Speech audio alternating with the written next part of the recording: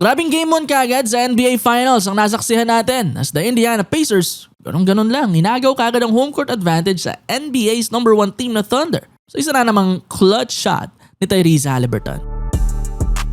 Gulat talaga ang mga fans sa OKC sa nangyari, no? Sa isang iglap, talo ang kanilang koponan. Paano ba naman, simula ng laro kanila na ang lamang, umabot pa nga ng 15 nung fourth quarter. Grabe rin yung defense nila, kumakagat talaga. First half pa lang, 19 na turnovers na kagad para sa Indiana.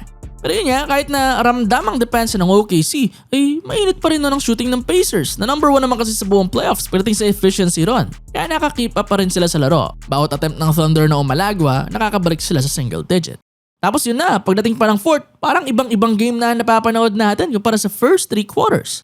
Thunder cannot hit their threes, while on the other side, tuloy lang ang fiery na shooting nitong Pacers. Sila Nembhard, Nesmith, Turner, lalo si Toppin ang bibigat ng tres para unti-unting idikit ang laro. Big shot after big shot talaga. Hanggang sa nailapit na nga nila sa single possession ng game. Kabado na ang OKC sa insane na run nila Hali nun. Hindi na sila makabutas, ang laki pa ng ring para sa Pacers.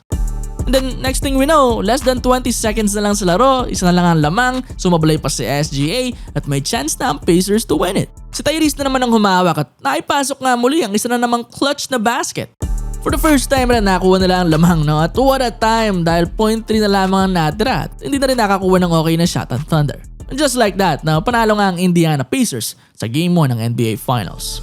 Grabe si Haliburton, no? Pangilan niya na itong pampanalo, panablang tira sa endgame ngayong playoffs. This time, sa bigger na stage pa. Ginawa sa finals, kontra sa best team ng NBA, sa harap ng best crowd ng liga.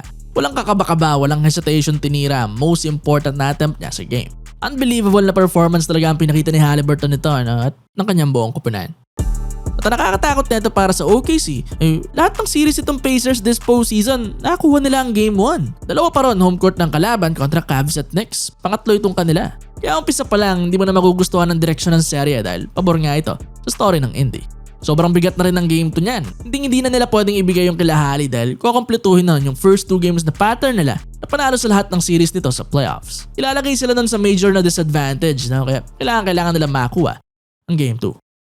Problema kasi nadala sila ng Pacers sa laro nito nung endgame. Nung dulo nga wala nang sentro ang OKC sa court. Paano sunod-sunod tinirahan ba naman ang tres ng bigs ng Pacers? Yan sina Chet at Hartenstein na naging spark ng comeback nila nung fourth.